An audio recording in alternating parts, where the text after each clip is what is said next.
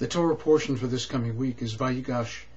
It's from Genesis chapter 44, beginning with verse 18 on to 27:27. 22 years now have passed. 22 years of separation, 22 years of reliving the pain of being thrown into a pit, and 22 years to remember being ripped from his moorings. 22 years to replay the horror, the terrifying events of the past. 22 years of nightmares. And now, sitting on his throne, Joseph watches as his brother Judah comes to him to beg for the release of the youngest Benjamin. He offers even himself to be a slave to this Egyptian unknown ruler in Benjamin's place. And Joseph, seeing this loyalty and realizing that his brother has truly become something totally different, reveals his identity to them. He says, Ani Yosef, I am Joseph.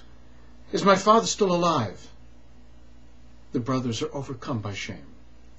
And Joseph too begins to weep uncontrollably. Fearing Joseph will now take revenge on them, he says to them, don't worry. It was not you who sent me to this place, but God. It has all been ordained from the highest heaven to save us and the entire people and region from famine. After reconciling with one another, the brothers then return to Canaan with the news that their brother lives. They tell this news to the father Jacob, and he is overcome. Finally, he too journeys to Egypt with his family, 70 people in all. And on his way down to Mitzrayim, he receives the divine promise, do not fear, Jacob, says God, to go down to Egypt. For there I will make you a great nation. I too will go down with you into that place, but I surely will bring you up again.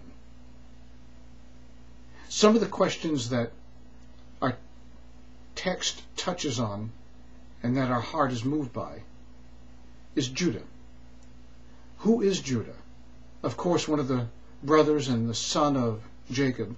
But Jacob is hardly an easy character to understand. He's very complex. He's the one who sells Joseph to the passing Midianites, the caravan, where he ultimately becomes a slave. Judah, too, unwittingly, has relations with his daughter-in-law Tamar, which we read about a couple of weeks ago. And now he's the one who throws himself on the mercy of this unknown Egyptian ruler, who of course is Joseph in disguise, and offers to sell himself as a slave to redeem the youngest brother, Benjamin. Who is this man, Judah? What do you make of him? And then what about Joseph? What about Joseph, with all of his baggage, the favorite son, adorned with the cloak of many colors, thrown away, sold, abused, imprisoned down to the bowels, the depths of Egypt? Finally, he made it. And we ask, what has he become? What has time done to him? Who is now this man Joseph? Judah and Joseph. Two very complex characters that beg to have their own story told in the pages of their life, but in the story of ours.